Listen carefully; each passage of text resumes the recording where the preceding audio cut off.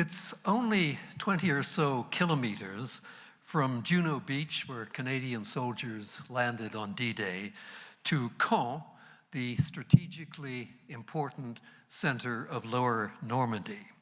But it took more than a month before Caen was captured from the Germans, and only after much of the city was reduced to rubble by intense Allied bombing.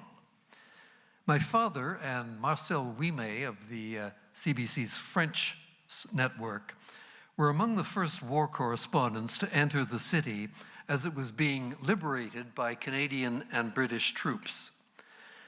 Amid the rubble, they came on the Abbé des Hommes, the famous church founded by William the Conqueror.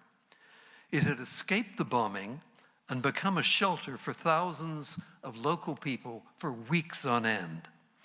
In a letter to his mother and father in Pincher Creek, Alberta, on July the 11th, 1944, my dad described some of the incredible scenes inside the church. I'm very well, but exhausted. There's too much to see and do over to take a day off and rest. There are many wonderful and many terrible things. The wonderful thing is the spirit of the French. You'll have gathered that from some of my broadcasts.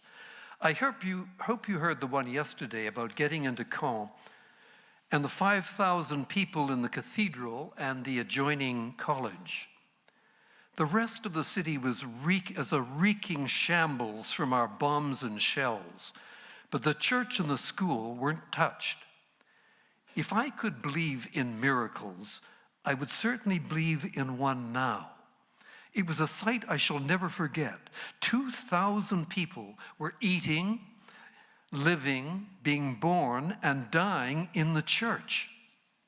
Yet the Mass was said 3 times a day amid the crashing of bombs and exploding of shells, with the children working the bellows of the huge organ as the organist played the Kyrie eleison. There's nothing in Victor Hugo like this story.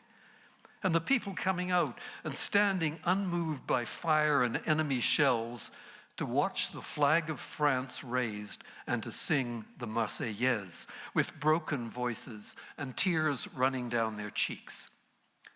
I begin to think that the French are the most wonderful people in the world. I expected them to hiss or throw stones, this because of the massive Allied bombing of many Normandy cities. But there, amid their thousands of dead and wounded, they welcomed us. And a baby was born before the high altar. And the wounded and the dying were tended to on the tomb of William the Conqueror. I've been having some close views of appalling battles. You'll have heard a little bit on the air. I don't want to talk about it now. The other morning, I got my recording gear into a slit trench with a forward company of British troops, from which I could see both British and Canadian troops attacking. I've never seen a battle so close. I could see hand-to-hand fighting 400 yards away, and I've never recorded such battle sounds.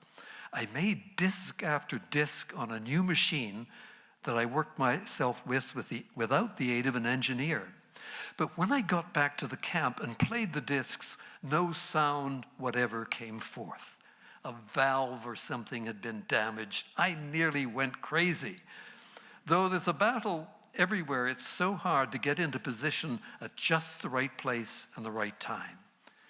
We've had to attack and attack for every wood and every orchard and every wheat field.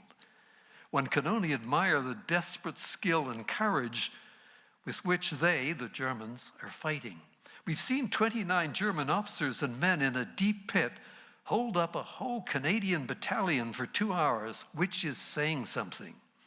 You can't imagine ruin and the end of the world until you see places like Caen. Now, what makes my father's letters so compelling to read is that they often contain descriptions and opinions that would never have been allowed in one of his broadcasts. Like the other war correspondents, his reports were subject to a pretty rigid censorship by the military, No operational details, no casualty figures were allowed, and in theory at least, not anything that could be deemed injurious to morale of the troops or the home fronts. Letters home were also censored, but far less stringently, and he could get away with things in the letters that he could never get away in his official broadcasts, as we see in this letter to Jean from Normandy again. The tragic and terrible thing is what we're doing to France. The British and Canadians, on the whole, don't destroy French villages and towns unless they have to. But the Americans are monstrous, murderously indiscriminate. If a couple of stray shots come from near some village, they send a couple of hundred heavy bombers over and obliterate into ashes. Yesterday on the American front, I saw small towns like Carentan and Valognes reduced to dust and rubble, and hundreds of civilians killed. I wanted to swear and kill and cry, and the Americans boast about it. They openly say that 100 Frenchmen are not worth the lives of one American boy. Oh, Christ, that American boy business, Jean. If the Germans fight all the way across France, there won't be anything left of France. Even if it were necessary, it would hardly be worth it. But when so often it is unnecessary, it's just too ghastly. Now, my father was a huge admirer of Canadian troops, but the letters allowed him occasionally to express some of the excesses that they committed. One letter deals with remarkable candor about looting, a largely taboo subject in official dispatches.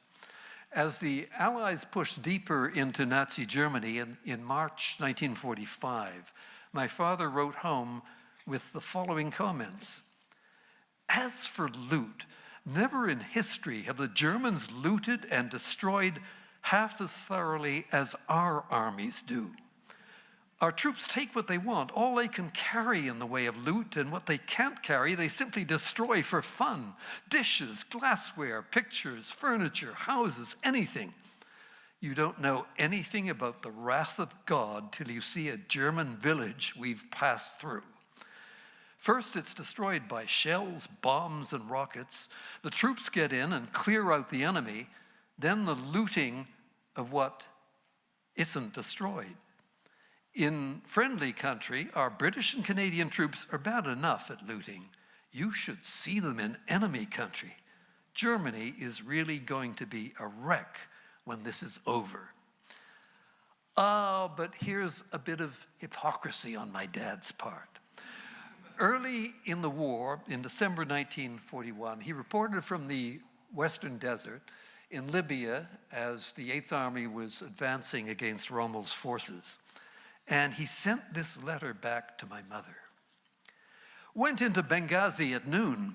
I found a modern flat, not quite as ruined as most of the buildings, and I settled down for Christmas, cleaning, sweeping, decorating, and looting.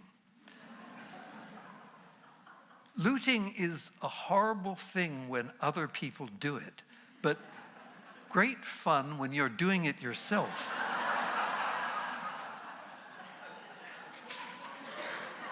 For once in your life, you can plunder whatever you see, and there's no police to stop you.